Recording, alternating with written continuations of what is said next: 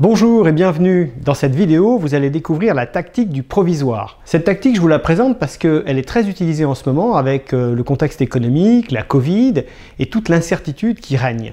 Mais vous verrez que c'est une tactique dangereuse qui, sur le long terme, va dégrader vos relations avec vos partenaires d'affaires.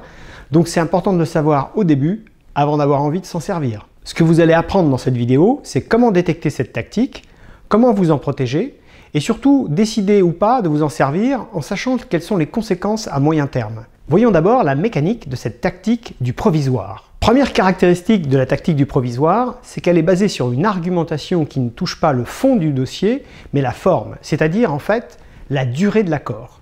Vous allez mettre en avant dans l'argumentation, absolument pas la notion de business qui est en train d'être discutée, mais le fait qu'on va prendre un accord avec une durée limitée.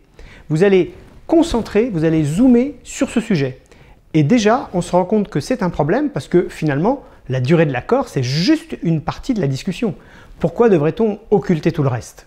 Deuxième caractéristique de la tactique provisoire, c'est qu'en termes de concession-contrepartie, vous avez un accord inéquitable, mais les deux parties sont au courant. C'est-à-dire que celui qui bénéficie de l'accord inéquitable sous prétexte qu'il sera d'une durée provisoire, le dit explicitement à son interlocuteur, et celui qui est lésé par cet accord asymétrique est au courant, il le dit et il est d'accord.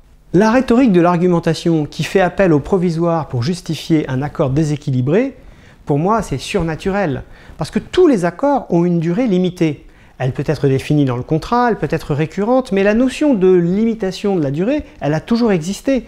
Elle ne peut en aucune façon être une raison pour accepter un accord déséquilibré, ni même d'ailleurs pour le proposer. En termes d'éthique, il y aurait beaucoup à dire que d'essayer de manipuler les gens en leur disant que parce que c'est provisoire, eh bien ça leur est défavorable, mais il faut qu'ils l'acceptent. La troisième caractéristique de la tactique du provisoire, c'est qu'elle peut être jouée aussi bien de façon coopérative que compétitive. En d'autres termes, les deux protagonistes peuvent être de bonne foi sur le caractère temporaire de la proposition et sur le caractère finalement sur le très long terme équilibré. Mais la même tactique peut être aussi utilisée pour abuser à court terme un interlocuteur. Mais si je fais cette vidéo sur la tactique, c'est qu'elle pose un problème. Quand vous signez un accord qui est inéquitable, il reste inéquitable même si une des parties pense qu'il est peut-être équitable quand même. C'est qu'en réalité, vous avez le germe de la discorde, le germe des conflits qui s'installent dans cette transaction. En acceptant de faire quelque chose et en se mentant à soi-même sur le fait que cette chose serait équitable, on se prépare pour plus tard à avoir de grosses récriminations et de grosses disputes avec nos interlocuteurs. Nos interlocuteurs vont projeter sur nous qu'on savait mieux que eux, que finalement ce n'était pas équitable, que finalement ça allait durer plus longtemps. En fait, le problème de cette tactique, c'est que les deux acteurs se préparent à avoir un plus gros problème après. Imaginons que vous ayez une blessure à la main. Normalement, vous allez la désinfecter et mettre un pansement. Si vous ne faites pas ça et que vous mettez juste le pansement, ça va s'infecter. La première chose pour contrer la tactique, il faut l'avoir passé pendant la discussion. Pour l'avoir passé, il faut être attentif aux mots qui sont utilisés. Si vos interlocuteurs vous parlent du mot provisoire ou provisoirement, pour l'instant ou en attendant, là vous savez qu'on est parti sur quelque chose qui va vous être défavorable, mais qu'on va vous demander d'accepter parce que, paraît-il, ça ne dure pas très longtemps. Et donc là, tout de suite, vous avez détecté que la tactique est en marche. Quels sont les antidotes possibles? Je vous en propose 3. Premier antidote, la resynchronisation, concession, contrepartie. Si on vous demande d'abandonner quelque chose, vous devez demander une compensation. Il n'y a pas de concession unilatérale, c'est la fameuse règle, pas de concession sans contrepartie. Deuxième antidote, la désynchronisation temporelle, concession-contrepartie. Vous gardez les concessions et les contreparties, mais elles n'ont pas lieu au même moment, elles sont décalées dans le temps. Pour que ça fonctionne, il vous faut un tiers de confiance, il vous faut un garant, il vous faut des pénalités, il vous faut quelque chose qui vous assure que la partie qui devra exécuter ces concessions plus tard sera vraiment contrainte de le faire. Sinon, vous risquez de faire des concessions unilatérales sans vous en rendre compte au moment où vous les faites.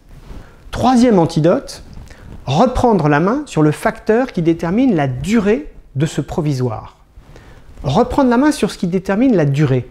C'est intéressant parce que ça va vous permettre de vous rendre compte si personne n'a la main, ou bien vous avez la main, ou bien ils ont la main, et seulement eux. Si personne n'a la main, on est dans le scénario où les gens se mentent en logique formelle et inventent que quelque chose va changer plus tard et qu'ils se remettent à un facteur extérieur. Qui a envie de faire ça dans son contrat? Si c'est vous qui avez la main sur le provisoire, vous avez plus de chances d'en mesurer la durée et de mesurer le poids de la concession unilatérale que vous êtes en train d'accepter. Mais à l'inverse, si c'est votre interlocuteur qui a le contrôle de l'événement qui va déterminer la durée du provisoire, à ce moment-là, cet accord est parfaitement inéquitable. Non seulement vous êtes en train de faire une concession unilatérale, mais en plus, vous n'avez pas le contrôle sur la durée. Là, vous avez toutes les raisons de penser qu'on est dans un scénario de compétition et dans un scénario de trahison.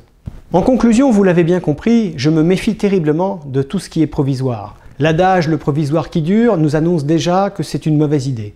Voilà, vous connaissez mieux la tactique du provisoire, vous savez que c'est dangereux de l'utiliser parce qu'elle va dégrader la qualité relationnelle que vous avez avec vos partenaires et elle va vous laisser le même problème, mais à résoudre plus tard quand il sera plus grand. Je vous encourage à surveiller les négociations en cours et à vérifier les mots du genre « provisoire »,« en attendant »,« pour le moment »,« pour l'instant ». Si vous avez aimé la vidéo, surtout mettez un like, mettez un commentaire, partagez la vidéo, partagez le lien de la vidéo avec vos amis, avec vos collègues.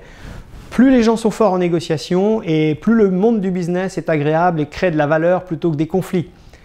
Merci beaucoup et à très bientôt pour d'autres vidéos de négociation et de management.